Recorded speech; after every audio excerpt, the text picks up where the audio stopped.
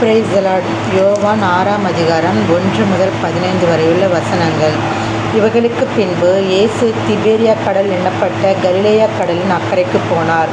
அவர் வியாதிக்காரரிடத்தில் செய்த அற்புதங்களை திரளான ஜனங்கள் கண்டபடியால் அவருக்கு பின் சென்றார்கள். இயேசு மலையின் மேல் ஏறி அங்கே தம்முடைய சீஷருடனே கூட உட்கார்ந்தார். அப்பொழுது யூதருடைய பண்டிகையாகிய பஸ்கா சமீபமாய் இருந்தது. இயேசு தம்முடைய கண்களை ஏறெடுத்து திரளான ஜனங்கள் தம்மிடத்தில் வருகிறதைக் கண்டு பிலிப்புவை நோக்கி, இவர்கள் சாப்பிடத்தக்கதாக அப்பங்களை எங்கே கொள்ளலாம் என்று கேட்டார். தாம் செய்யப்போகிறதை அறிந்திருந்தும் அவனை சோதிக்கும்படி இப்படி கேட்டார்.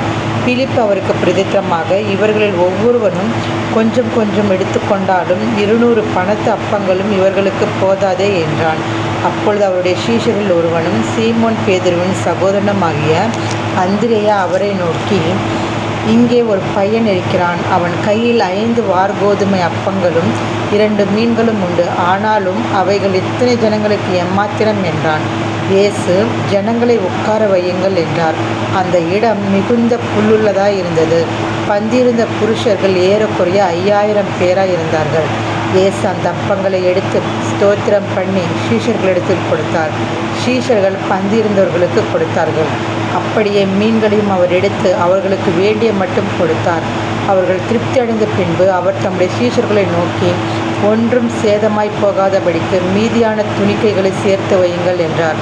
அந்தபடி அவர்கள் சேர்த்து வார்கோதுமை அப்பங்கள் 5 அவர்கள் சாப்பிட்டு மீதியான துணிக்கைகளினாலே 12 கூடைகளை நிரப்பினார்கள்.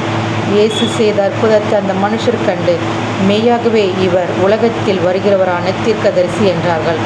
ஆதலால் அவர்கள் வந்து தம்மை ராஜாவாகும்படி பிடித்து கொண்டு போக மனதாய் இருக்கிறார்கள் என்று இயேசு அறிந்து மறுபடியும் விலகி தனியே மலையின் மேல் ஏறினார்.